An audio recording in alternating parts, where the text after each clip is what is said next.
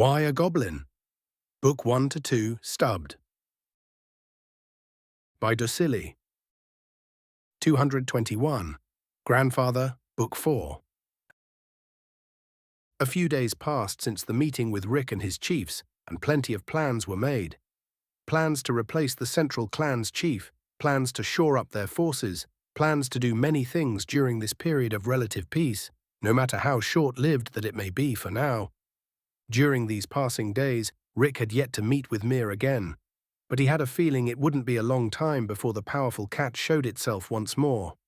Though because Rick did not want to frighten his people, he made all the chiefs aware of the creature. If they saw it, do not bother it. Do not entice it, do not try to fight it, ignore it, and report it to him as quickly as possible.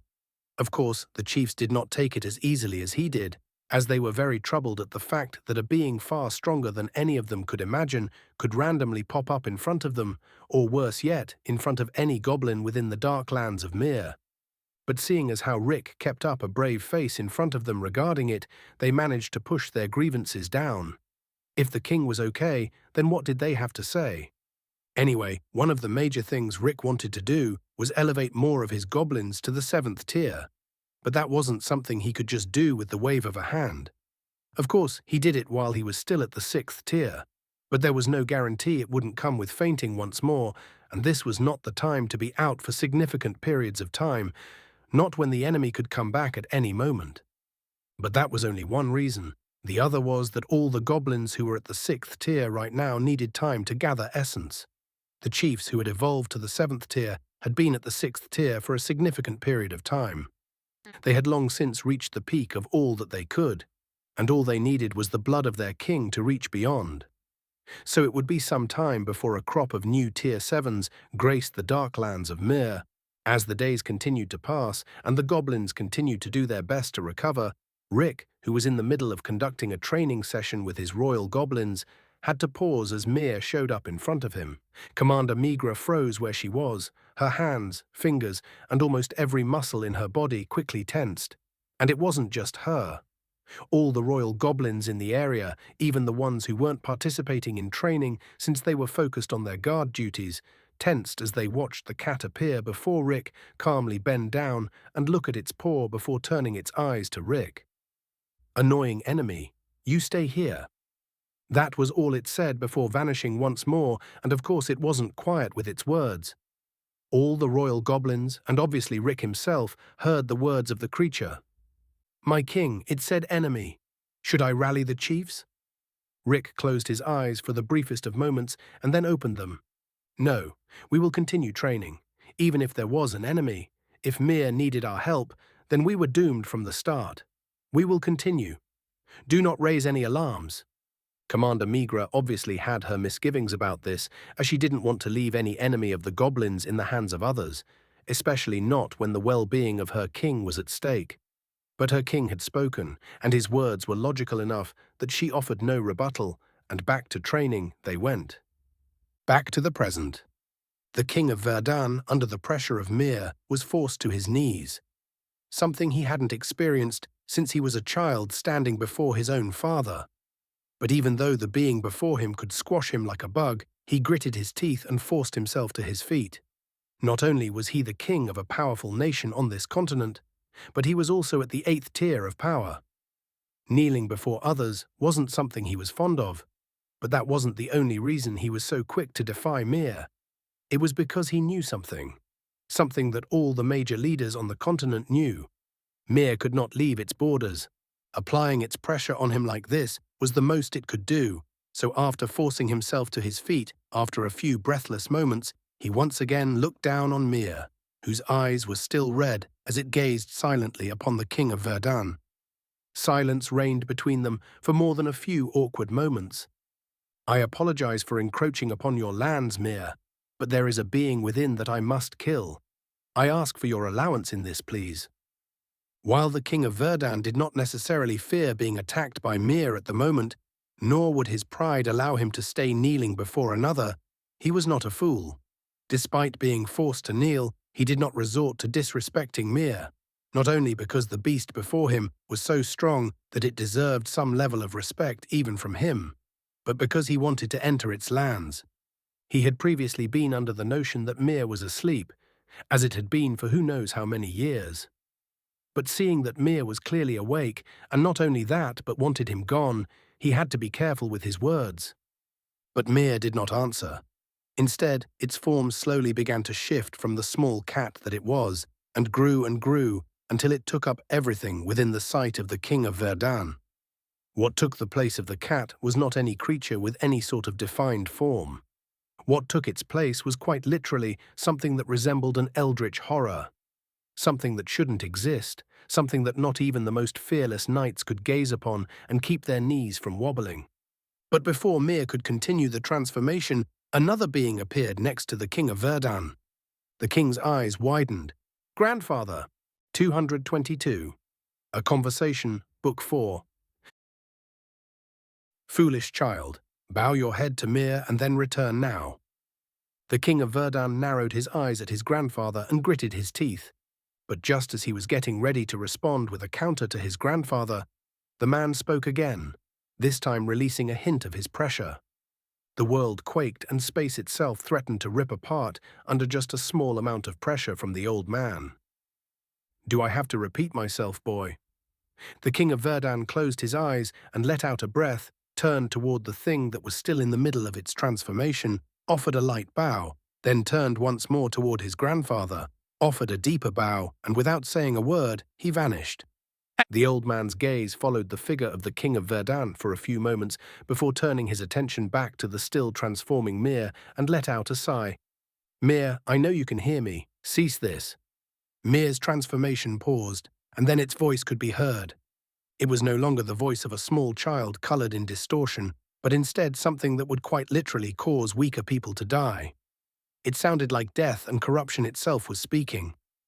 There was no comparison to the sound that came out of the figure. Of course, the old man was strong enough to withstand the sound and even made sure to contain it to the area around them. No, wanted to kill new toy. Very annoying. New toy, huh? I sent him away, Mir. No one will be killing your new toy, at least not today. Silence reigned once more before Mir slowly began to undo its transformation and return to that of a small house cat, only with its multiple tails and its color-changing eyes. You have to forgive my grandson, Mir. He's but a youth, a child, and they can be foolish sometimes. If he comes back, I will kill him. I will ensure that he doesn't, Mir. Though this new toy of yours, is it all right if I have a conversation with him? Mir's eyes settled on red once more, but the old man spoke again. Do not worry. I promise not to bring him harm. Only a conversation, then I will leave. Mir studied the old man deeply and intently before going back to licking its paw, and the old man knew this was his answer. Thank you, Mir. The old man vanished and reappeared amidst the training of Rick and his goblins in less than a second, but none of the goblins got a chance to react before every single royal goblin in the area fainted, not even getting a chance to ring any alarm, draw any weapons, or levy any attack against the old man. Rick, of course, took all of this in, and just as he was about to activate all of his skills at once and begin his final stand, the old man spoke. Don't worry, I just wanted to avoid the noise. I am here to have a conversation with the new king of goblins. Will you humor me? Rick, who was quite literally gearing up to attack with everything he had, was caught severely off guard by the words of the old man. Will I humor him? Rick, I think he is as strong as Mir. I know. Is Mir dead? Oh, should I take this as you being all right with a conversation? To answer your question, Mir is not dead. In fact, there is nothing in this world that can kill it, at least not through conventional means. So, since I've answered your question, I believe it is only fair you answer one of mine, though I would like to have this conversation seated, if possible. Of course, the old man knew this was possible. He had already scanned not just Rick and the area around him, but the entirety of the dark lands of Mir. It didn't even take a second for him to know exactly how many goblins were here and how strong each and every one of them were, though he showed no signs of that to Rick, who took a deep breath before responding to the old man. The old man was clearly human, despite his age. There was nothing about him that looked weak or frail. He still had a head full of long, flowing white hair, a beard to match, and a physique that, despite being covered by pristine white robes, was clearly defined. "Please follow me inside." The old man gave Rick a nod, and before long they were seated in one of the conference rooms in Rick's mansion. The royal guards were still unconscious outside. Of course, Rick had long since verified through the help of Valora that each and every one of them was not dead, and that was the main reason he was okay with leaving them for the moment. "So, a goblin king, is it? Answer this question for me. What is your goal as the king of goblins?" Rick paused, as that wasn't the question he was expecting, but he didn't have to think too long about his answer. "To ensure the prosperity of my people." The old man's eyes narrowed. "The prosperity of your people? Define that." Rick did not like the interrogation, but it didn't appear as if he had a choice in the matter, so he continued. "I want them to be able to live normal lives, to not have to fight because their survival hinges on it, but because it is something they chose. To not be hunted, to trade, to have families, all that and more. That is what I want for my people." The old man went quiet for a bit before he asked another question. "And if others stand in the way of that prosperity, if the nations on the continent do not agree with what you seek for your people, what will you do?" This time it was Rick's turn to narrow his eyes. A presence leaked out from him, a presence tinged with wrath. The old man could feel it quite clearly, even though it did nothing to him. "Anyone or anything who stands in the way of the safety of my people will be removed. I will not seek fights or arguments on my own, but if they come to me, I'll respond to them." "I see. Then my final question, King of Goblins. Do you know what you are at the moment? What Mir sees you as?" "A fighting partner." "Fighting partner," the old man said. "No, Mir sees you as a toy, something to be enjoyed until it gets bored, and then it will be disposed of." Rick went quiet at that, the words of the old man ringing around in his brain before they settled. Everything settled. Rick had long since stopped living for himself. His life and everything it was belonged to the goblins. If being a toy protects my people until I'm strong enough to do it on my own, then so be it. The old man almost allowed a bit of his power to leak out of his body at that answer, but then Mir reappeared in the room, not saying anything, not looking at either of them, just licking its paw. Seeing this, the old man froze in his actions. "Thank you for your hospitality, King of Goblins, and I'll be leaving your lands now, Mir." And with that he simply vanished. 223. Being a Grandpa, Book 4. The old man, the grandfather of the current King of Verdun, reappeared practically immediately in front of his grandson, who had returned to his kingdom, where he waited in silence and reigned in anger. The location was the king's study, and he sat behind his desk with a facial expression that made it appear as if he was waiting for something. And then that thing appeared, his grandfather. Upon seeing him, he didn't say a word, just looked at him, waiting for what he had to say. The old man observed the boy for a few moments, who knows how many thoughts racing between his aged brows, and after a few painfully awkward moments of silence for the King of Verdun, the old man opened his mouth. "You were far more talented than your father, but you lack the same cool head that he had. You think yourself above the world, and for the most part you are. But there are certain beings that you should not cross, disrespect, or second-guess, and the fact that I have to tell you this now means you, unfortunately, still have some growing up to do. Even though you are more than a century old, and to think you likely thought that staying outside of the barriers that hold Mir within their land would keep you safe, you are a fool. If Mir wanted to break through that barrier, there is nothing stopping it from doing so." At those words, the King of Verdun's eyes widened like saucers. That was information he did not know. And how could he?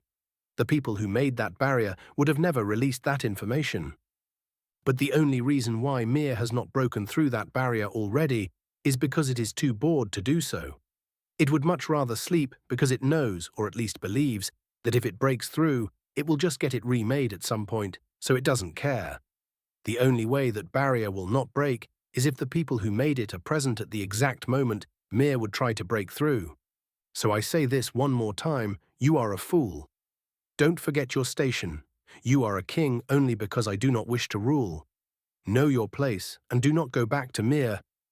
You will die, and I will not step in to protect you. Regarding our precious friend, the King of Goblins, you all have failed. Maya has taken an interest in the vile thing, and I fear that means we are likely to see the strongest Goblin King in history rise to prominence. Mir will not allow its toy to be disturbed, meaning there's nothing you or anyone else on this continent, save a very few, can do to stop it, at least not without embroiling the continent in an all-out war where no one wins. But that's not something I'll allow to happen, and even if I did, there are others who would frown at the thought of a continental war with Mir and the Goblin King. So you and everyone else that was involved must do as I say. Call for another meeting between your fellow leaders and let them know to stay away from Mir. I will not have one of you fools anger that creature any further. Its temper can be quite short.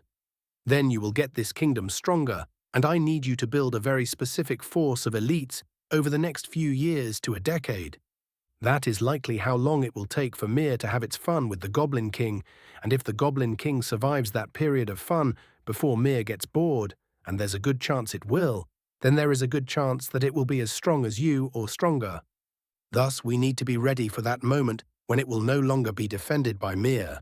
It will be strong enough to claim a piece of this continent for its own, and that is unacceptable. That is it. Tell the others to leave Mir alone and then get stronger. Do you understand, boy? The King of Verdan looked intently at his grandfather, no emotion on his face, but he dared not keep his mouth shut for longer than he knew would be allowed. I understand, grandfather. It will be done. Good. And then the old man vanished. After the old man left, the King of Verdan did not move for a while.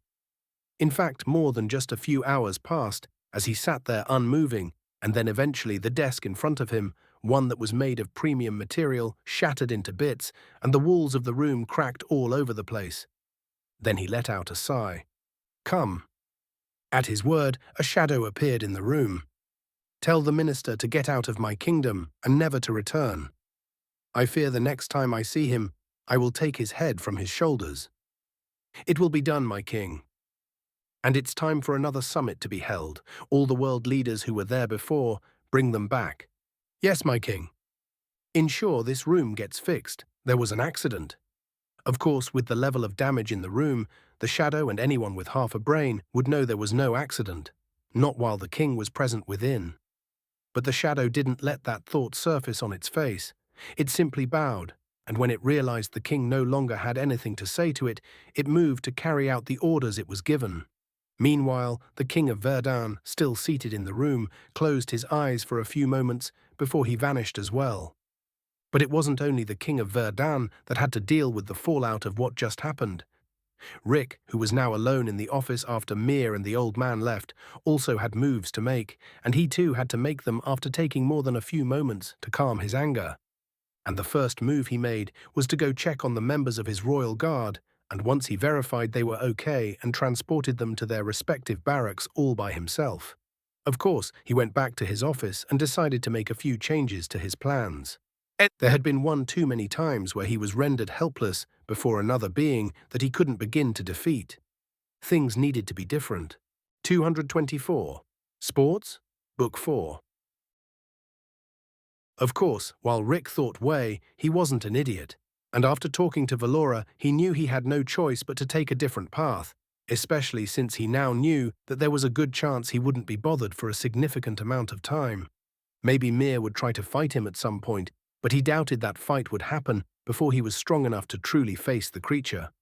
Which meant he didn't just have time, he had years.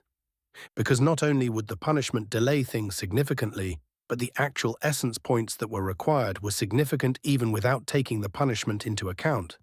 So he had to put all his anger into more constructive things, and it meant a complete shift of plans. After the last meeting he had with all his chiefs, they were still under the rough understanding that the war could return at any moment. It didn't seem like it would, seeing as the people completely retreated from their camp, and there were no signs of them coming back, but there was also no guarantee that it wouldn't. It wasn't until now, when he met with that old man clearly respectful of Mir, that he learned he likely would have far more time than he thought he would. So it was time for another meeting. They could get out of scramble mode and preparing to fight another war in the short term and actually settle and make far more long-term plans come to fruition. But since all the members of his royal guard were still unconscious, he quite literally had to stroll to the nearest clan himself, which was the central clan, and let them know that he would like a meeting. Not that he minded. Of course, Rick did not mind, but that didn't mean his goblins wouldn't have different opinions. The second he began to approach the central clan, and other goblins could be seen walking about, he was spotted. Everything became frantic.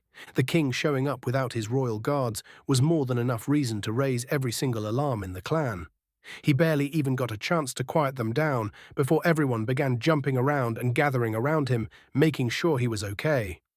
It took a couple of minutes, but eventually things reached a point of calmness, and Rick got his message across. He would like another meeting. Goblins then ran all over the place as Rick walked back home after making sure that no one would follow him to protect him, which took a couple of minutes in itself. Before long, Rick was once again in a conference room with all of his chiefs. All right, things have changed, and don't worry about the absence of the royal guard, they're just resting. But as I said earlier, things have changed. We can stop the war preparations. I think it'll be quite some time before we have to fight another war. That does not mean that we should rest on our laurels, but that pressure of having to worry about when an army could show up at our doorsteps is no longer needed, so we will direct a bit more focus to rest, rejuvenation, and most of all, growth. But that will not go for most of the goblins here. You all are the backbone of the goblin clans that dwell within Mir. It is on your shoulders and mine as well that our people will grow and reach the heights that they are destined to reach. So while everyone else will get to focus on rest, rejuvenation, and growth, you all will need to keep working. All three fronts will hereby only be manned by chiefs. You will rotate so that you are not fighting every second of every day, but no other goblin needs to die or come close to dying right now. They need to rest, rejuvenate, and grow. Don't worry, I and the royal guards will be among you, but no one else below you, not for some time, and by time I mean months. With that being said, no goblin is allowed to leave the dark lands of Mir for the foreseeable future. I don't expect problems to come to our doorsteps, but it is not the time to go seek them out. Once again, rest, rejuvenation, and growth. Once the rest of our people has reached a point where we are fully recovered from the effects of this war, then we will allow them to go back to the front, but properly this time. It will be purely for training. I want to organize fighting with a proper system in place where goblins will still get that real-life fighting experience. But these aren't true life or death battles, not now. Though I also think my royal guards cannot be the only elite force that we have, I would like a new one formed in the future, one where I can be confident enough to send them on missions that will put their lives in danger. Not assassins, not people of the dark, but a true force that could walk into any battle with their heads held high and dominate. Nothing below the 6th tier will be allowed in this special force, and I would like it to be the best of the best. These will not be diplomats. These will be goblins that get sent to do one thing: kill. This is a long-term goal and not something that should be rushed. In fact, I expect it to take a while. I want the utmost level of scrutiny here. Now, something else I've been thinking about: there is no concept of currency within the dark lands of Mir. I want you all to think about introducing currency to our clans. How will we do it? Is it a good idea? Is it a bad idea? And don't just think about the dark lands of Mir. We will eventually leave this place, and instead of a few thousand goblins, there would be hundreds of thousands of goblins, perhaps millions, living in one nation together. Currency would have more value then, especially if we are to potentially trade with other nations and forces. Eventually the meeting was over, and the chiefs moved to carry out the tasks that had been assigned to them, leaving Rick alone in his abode once more. Not a bad meeting, but you didn't introduce the one thing you were actually excited about. Well, I think I need to give it a bit more thought, but I love the idea of bringing sports to the goblins. All we have known is strife, heartache, and pain for a long time. Sports have a way of bringing people together and creating joy even in troubling times. And the fact we are already clan-separated makes it easier to create teams and whatnot. This will not only help to build more love and belonging within clans, but I could finally have a place to spread my gangrene slogan far and wide. Never mind. 225. Video Call, Book 4. No, while Rick was getting his goblins and all their future plans in order, the old man wasn't finished with all his business. After meeting with his grandson and going back to his floating mountain, he himself called for a meeting, but it would not be held in person. It would be held using something far more advanced than the communication discs the goblins were familiar with. A video call was set up between himself and 3 other people. One of them was elvish in nature and a man. The other was a woman whose face was covered by a veil and none of her features could quite be seen. The last was another man, only he had very fierce draconic features and he entered the meeting with a scowl. This better be fucking worth it. I see your language is still as rotten as your personality, but unfortunately for you, this is worth it. Mir has woken up. That caused both the draconic man and the woman hidden behind the veil to perk up and pay attention to the words of the old man. The elvish man not showing a reaction one way or the other. Not only has Mir woken up, but it has taken significant interest in a goblin. Not just any goblin, but a goblin king verified by myself. This goblin king is already of the 7th tier, and now it is under Mir's protection. There's a real chance it will grow to reach above the 7th tier, and I cannot allow it. I'm convening this meeting because I need your assistance before this gets out of hand. I would like for you all to join me in getting rid of this goblin king. Obviously, the king himself is of no consequence, but it will take all 4 of us to hold Mir back, while others get rid of the king while he is still of inconsequential strength. Silence reigned in the meeting for a few moments as the old man's words took time to settle within the minds of those who were listening. Of course, with their level of strength, they didn't need long to understand what was said. Instead, there were likely a million different scenarios being played out from start to finish within their minds, or so one might assume. It was the man with draconic features who spoke up first. I said this better be fucking worth it, and this is far from it. The only reason I helped you bastards seal Mir all those years ago was because I owed you a favor. That favor has been fucking paid. I do not run from a battle. I do not shy away from problems. If someone wants to fight me, then I welcome it. You and your pitiful cause, this wish of order and safety on the continent, your continent, I might add, has nothing to do with me or mine. If Mir wants to come find me, then I beg that it does. If this goblin wants to set foot on my lands in a war with my people, then we will welcome that too. Unlike you, we are not cowards, and we embrace war and all its beauty. Do not call me again. And with that, the man disappeared from the video call, leaving only a frowning old man and a woman still hidden behind a veil, and quiet elvish man who had yet to utter a word. Then the woman spoke up. A melodious voice that sounded it was made purely soothe the heart and soul of others could be heard by the old man. Will you allow my church to spread amongst your people? The frown on the old man's face deepened at that comment. You think something as great and dire as this should be negotiated? Everything should be negotiated on. You know that. So answer my question. Will you allow my church to spread across your continent? And do not play games with me. You know exactly what I mean by spread. The man glared at the woman behind the veil. You and that blasted fool will both regret this. Allowing a goblin king to reach our station is going to be the doom of your people. No, carry on. It will be the doom of your people on your continent. I bid you farewell. And with that, the woman left the video call as well. Now all that was left was the elvish man who had not said a word nor reacted to a single thing was said on the call. The old man, known as Carrion, looked at him impassively for a few moments before asking a question. Are you not going to say anything here? Aren't you known as the sage of the wild amongst your people? Is allowing a goblin king to rise to power a part of your sage-like wisdom? Of course, there was still not a single reaction on the face of the elvish man. This is apparently your continent, yes? I believe my people have bled enough for it. That was the only thing the elvish sage said before he too left the call. The old man sat on his floating mountain in silence. Then the mountain started to shake for a brief moment before it stopped. The man quickly reined in his temper before his favorite abode was destroyed. Chai, that brat better not fail a second time. It's a shame his talent and fortune wasn't present within his father. Dying before reaching the 7th tier. What a pitiful son of mine he was.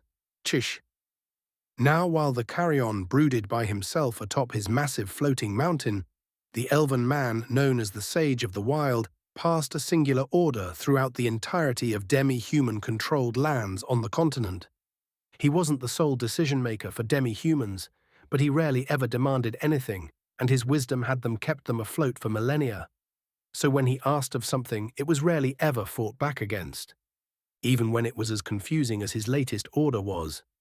From this day forth, goblins are no longer to be hunted within demi-human lands. If possible, it is encouraged to build good relations with them. And while most would not ever extend any form of olive branch to goblins, especially not after the war that was just had, but at minimum there would be no more killing. Though there would be a few, a very small few, who wouldn't mind giving it a try, even if it was in secret. 226. Gobbo Ball, Book 4. I think I finally have it, Valora. Are you sure? We've spent hours going over a bunch of concepts already. Football, basketball, baseball, soccer, handball, track and field, and all of its subsidiaries, cricket and a few others you barely spent a second on. Is this another one that you'll explore and then give up on? O ye of little faith, progress is all about failure, and without it we would never move forward or something. Anyway, I think I finally got it this time for real. Instead of trying to replicate a sport I know and spending time trying to explain to goblins, I'll just make a new one. One that is tailored to goblins in a way, and something that allows their natural skills with fighting and such to shine through. At the same time, I want whatever specific skills developed in this new sport to be transferable to fighting. That actually sounds like a good idea. I'll ignore the deeper meaning of what you just said and move forward for the sake of progress. Anyway, I'll be calling it Gobbo Ball. Explain this, Gobbo Ball. All right then, well, I've taken concepts of a few of those sports and kinda brought them together. Essentially, there will be a team of 5 goblins going against another team of 5 goblins, and they will be trying to score a ball. It will be in an arena of sorts, and the ball will be placed in the middle. Once the signal for play is given, both teams will have to fight for the ball, and then try to score it on the other team's zone. That zone will be some type of horizontal column where it will have a small opening just barely larger than the ball. And for the team with the ball, they have the task of trying to place it there, while other team will have to defend. The ball can either be placed by hand directly into that hole or be thrown in, if they are accurate enough. Once the ball reaches in, that is counted as a point for the scoring team. And for the defending team, if they manage to thwart the attempt on goal, they receive half a point. To win the game, one team needs to be the first to reach the 5-point mark, but there will also be some type of time limit for the total game, so the game doesn't go on forever. If for some reason the timer runs out and the game is tied, then both teams will have a chance to shoot the ball into the hole from a certain distance until one side misses. It appears you've given this real thought. Of course I have. I want a safe but exciting game to be played. I'm sure you have a lot more to think about then. To ensure real safety, then clear rules need to be defined. Yes, that's probably what's going to take the longest. And it did. Rick and Valora quite literally spent the next 3 days thinking up all of the little rules they could think of to ensure all possible scenarios and situations before, during, and after the game would be covered. Things like the exact size and shape of the area, the little scoring column device Rick wanted, the fighting that would be allowed, a referee of all things, potential penalties, and so many more rules were in place. By the end of the 3rd day, the both of them had to agree that at some point they would just have to allow the games to happen to actually get a full grasp of the game. Without seeing a real-life example, it would be practically impossible to make rules for every single scenario. Rick himself knew that rules for sports back on Earth were still being updated when he left over 100 years later for some of them. As the game and people, or in this case goblins, evolved, then the rules would as well. So with that being said, Rick did something that caused him more nervousness than he initially believed it would. He drafted a massive document, and that itself made him almost regret coming up with the idea. But he pushed through and then had the aides that worked in his home to make 12 copies, and then they were distributed to the chiefs. Of course, all Rick wanted to do was get some feedback and have them fill in any gaps in the rules they might have missed, since they wouldn't have any preconceived notions about sports that he had. Plus, they were far older than he was, and thus had a lot more experience. But that's when Rick realized that they would now know about his idea to not only introduce sports to the goblins, but the created sport itself, the name of it, the rules, and everything involved. He couldn't help but be nervous. Rick wasn't a tyrant. Just because he wanted to do something, it didn't mean he would force that decision on his goblins, especially not something that was technically for leisure, like sports. Of course, at the end of the day, this was a monarchy and not a democracy, so the goblins would always move to his will, but Rick was still Rick. Despite being a king that had looked in the face of death many times and introduced it to gangrene time after time, met two of the strongest beings on the entire planet, and so much more, Rick was still Rick. Of course, he would be a little worried about the fact that the chiefs could very well think the whole Gobbo Ball sport thing was stupid. He had no doubt that they would try to bring his wish to fruition regardless of how they felt. But if they didn't like it, then how would he have the heart to push through with it? So over the next few days, Rick sat with nervousness and worry clouding his mind as the chiefs who were rotating at the fronts took turns reading the dossier titled Gobbo Ball. It took some time for them to fully wrap their minds around the concept, and while they weren't foreign to the word fun, things like sports weren't in their vocabulary. But, based on all of their reactions, Rick's nervousness will soon shift from that to something else. 227. Appointment, Book 4. Just a week after Rick spread the information about Gobbo Ball to the chiefs, plenty of things were already in motion. More than a few meetings were held with him and his chiefs regarding the rules and their thoughts, and every single thing was positive, making Rick a very happy goblin.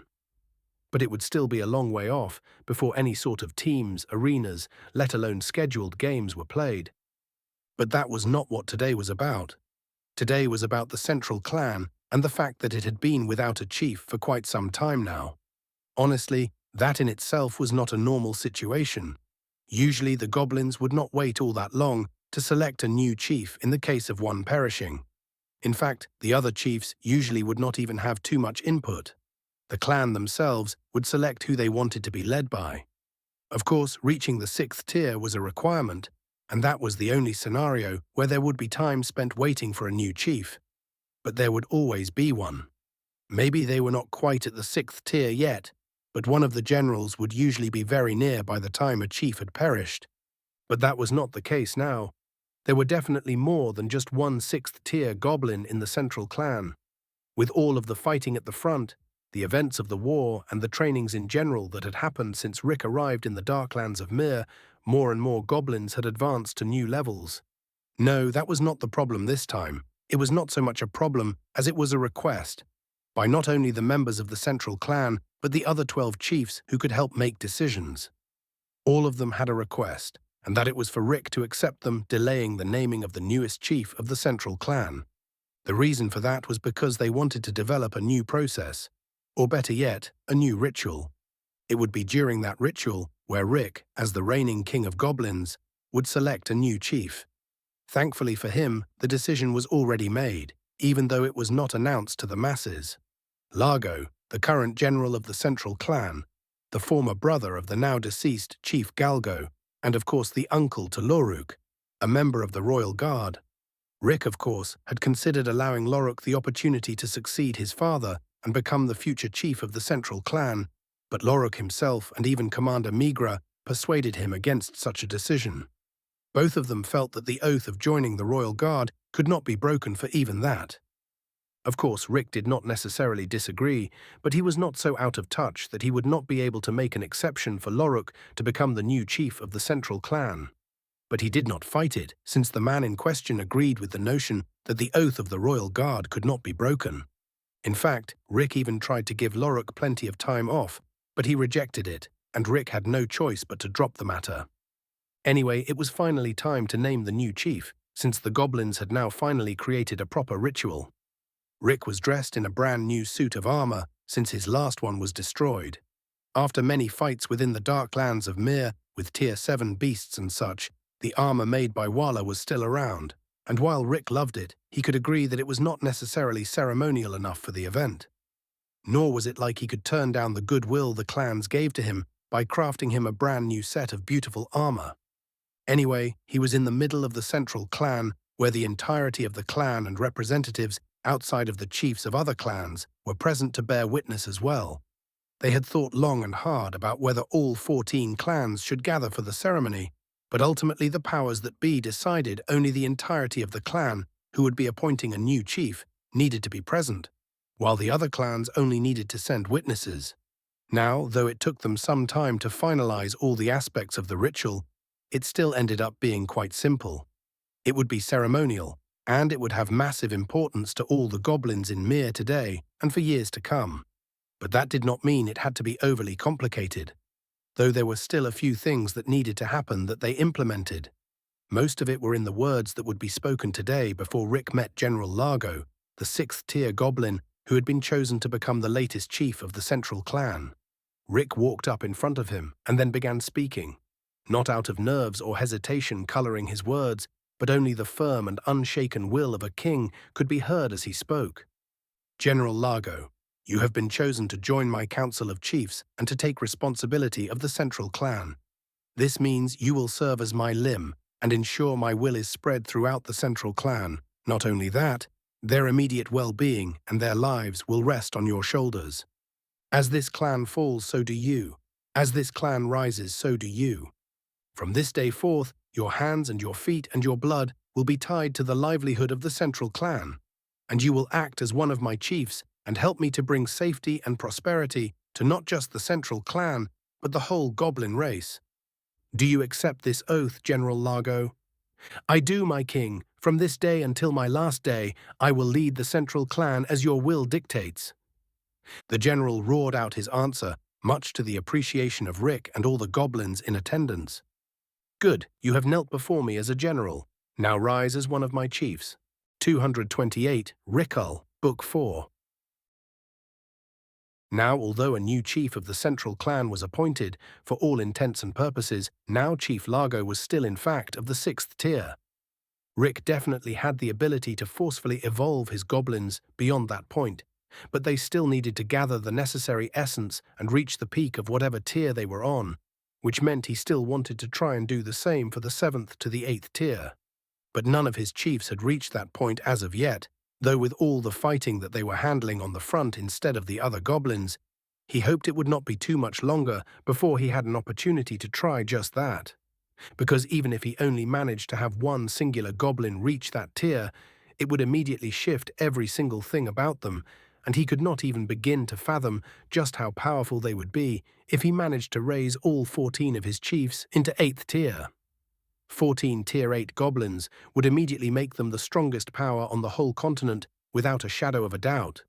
There is not another country, empire, or force that had that many beings at the 8th tier of power. But of course this was only wishful thinking, and the goblins and Rick were a long way from one of them being able to reach such a level of power. But the goblins pressed on.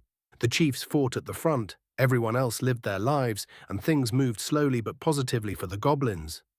In fact, it wouldn't even be a stretch to say they were at peace. It was kind of hard to fathom, but they were at peace. Even though they were still being attacked at the fronts, they were still at more peace than they had ever been for as long as they could remember. Even before Rick, as he likes to say, brought war to their doorsteps, they never saw peace. They were not strong enough to fend off the fronts by themselves without suffering some form of loss. That was not the case today.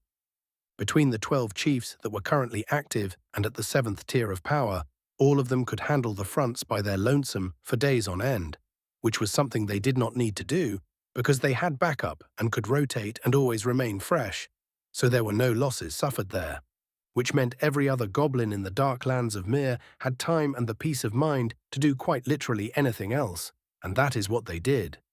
Well, except that anything else was really focused into a couple of different areas: growing and making families, training and becoming better fighters, and a few different projects that Rick presented to his people. One of them, of course, was currency. Rick was right in a way that once the goblins he ruled over began to number in the 100,000 or perhaps the millions, it would be harder to maintain their current lifestyles. All the goblins needed to be fed.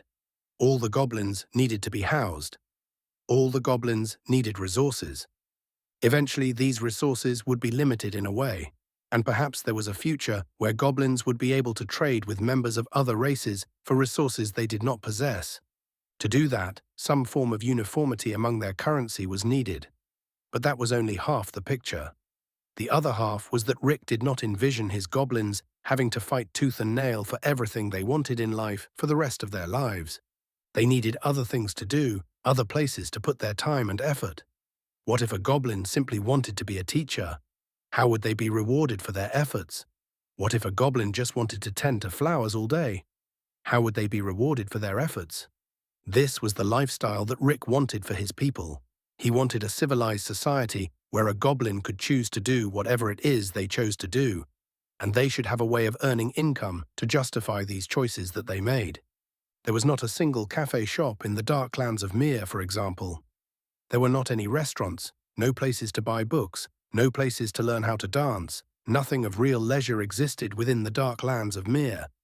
Currency would not necessarily be a fix for all of this, but it would help drive different ventures and different avenues for his goblins.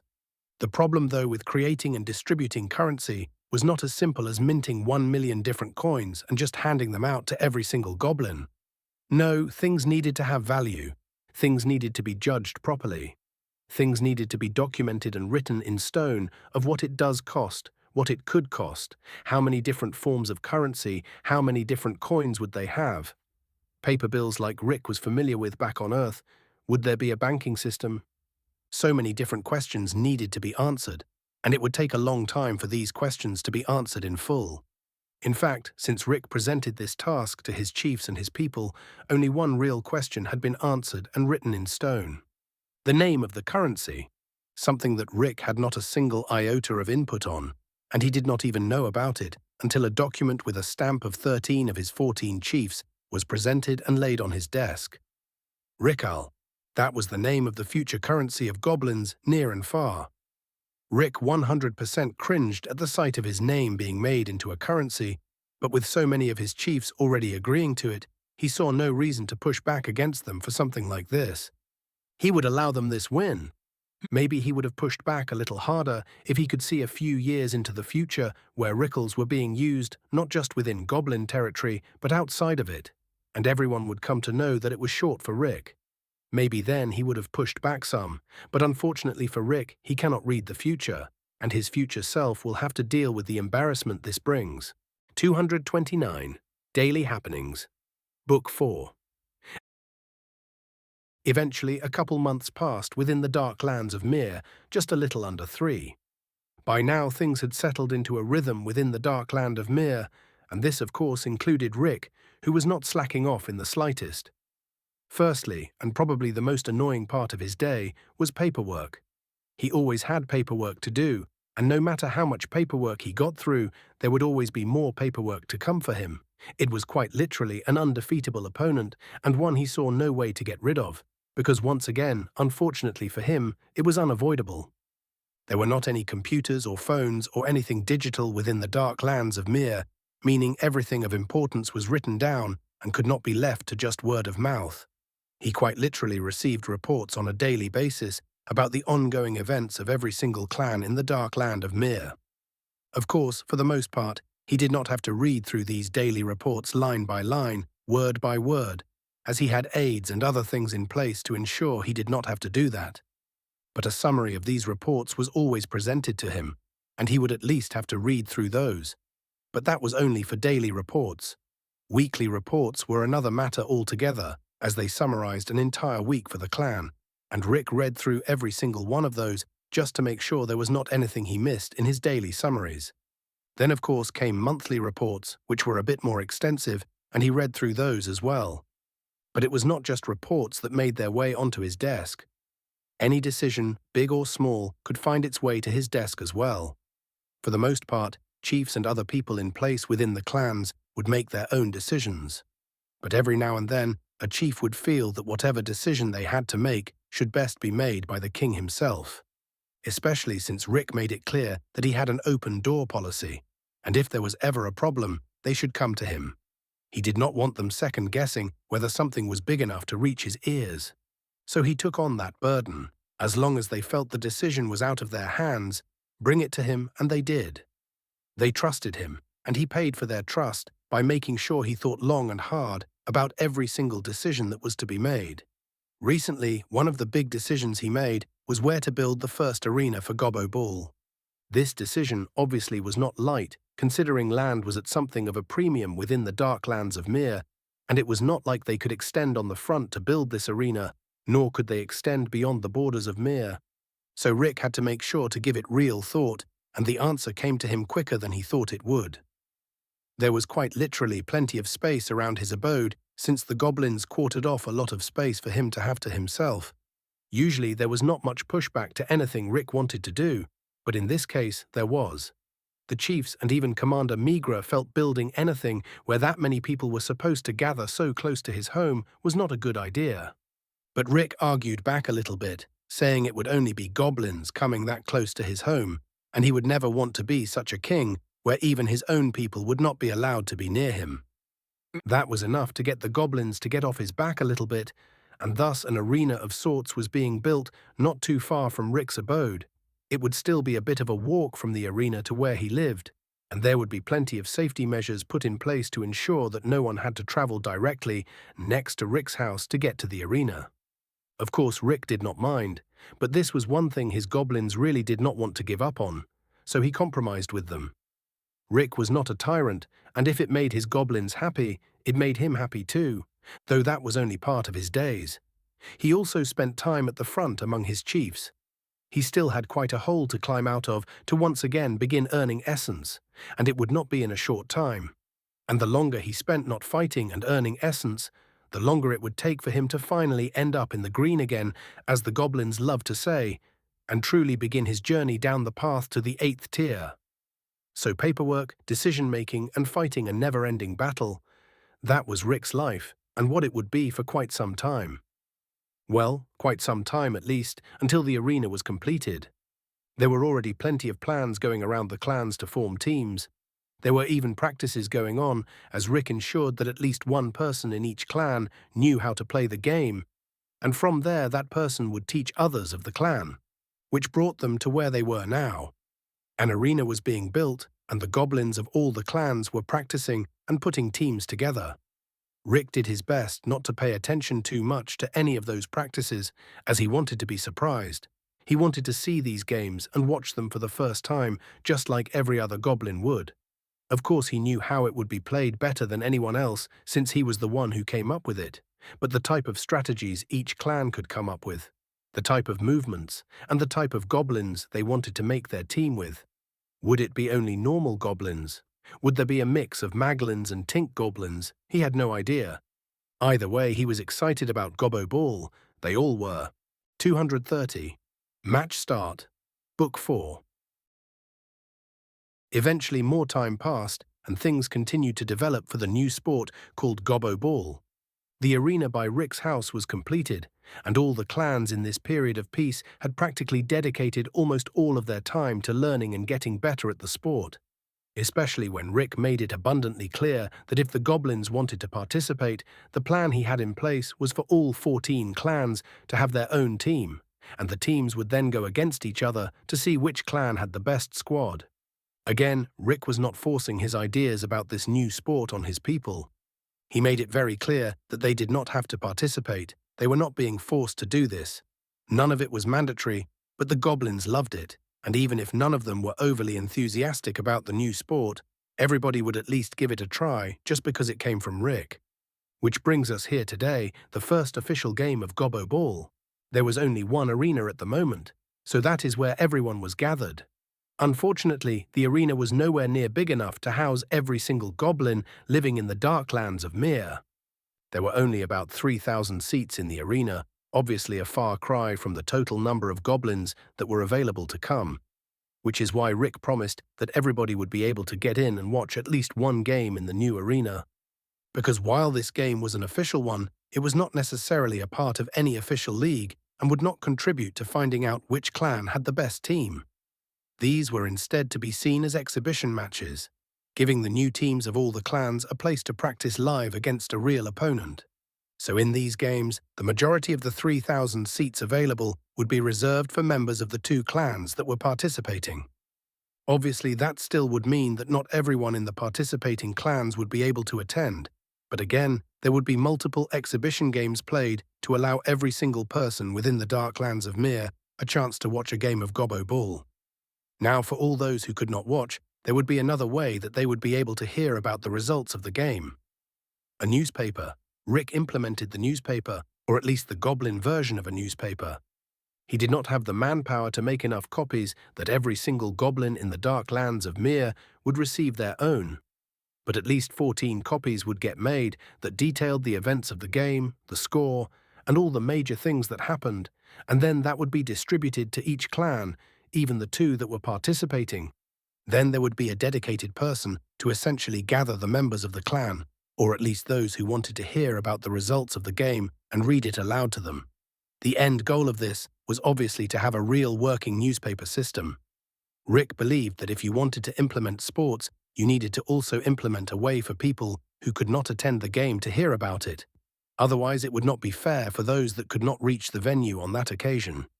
But the newspaper was not just for sports, it would also be a nice way to keep his goblins informed about the daily happenings of their people.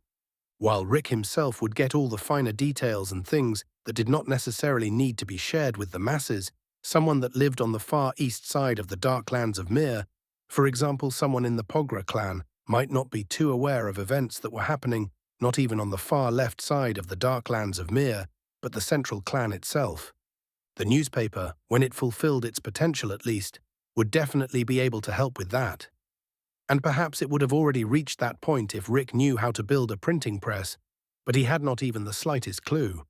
He would leave that task for experienced crafters, but of course he still shared anything and everything he knew about the printing press to at least give those of the Pogra clan something to work with. But that was enough for that. There was a game to be played, and the commentator of this game was none other than Rick himself. Who else but the commentate on the game but the man who knew the most about it? All right, my beautiful goblins, we are all gathered here today to witness the very first match of Gobbo Ball. Immediately after Rick's opening remark, a very packed arena roared so loudly with cheers that the arena shook. Valora, look, they love it. Indeed they do. Do not leave them hanging. Of course not. Now let us give a big round of applause as we welcome the two teams that will be playing in the match today. First, we have the mighty weavers of the Hessel clan. Roars shot up around the arena once more, but it was mostly from the members of the Hessel clan in attendance, as they cheered on the clan members representing them. Going up against them, we have the guardsmen of the Krell clan. More roars shot up around the arena, and it was shaking once again as both teams stood in the center of the field. The field in question was what came to be after months of deliberation, and there were quite a few changes from what Rick originally envisioned when he thought of the sport. Firstly, it was 150 feet by 150 feet, which was a decently large size, and the center of the field was where the ball would be placed, something made specially by the Pogra clan, and only had a diameter of roughly 7 inches. It divided the field in 2 perfect halves, both of which had a set of 7 5-foot-tall walls arranged in such a way that there wouldn't be a perfect line of sight straight to the goal. And even that had changed. It was no longer the column idea that Rick had, but instead a circle slightly bigger than the ball being used attached to a rod and stuck in the midway point across the field on the back line of each team's half. There was a lot of time spent on putting all of this together, and now it will finally come to fruition. Of course, only with the say-so of Rick. Now that both teams are ready and prepared to go, it is time to officially kick off the game. Let's go Weavers, let's go Guardsmen. Match, start.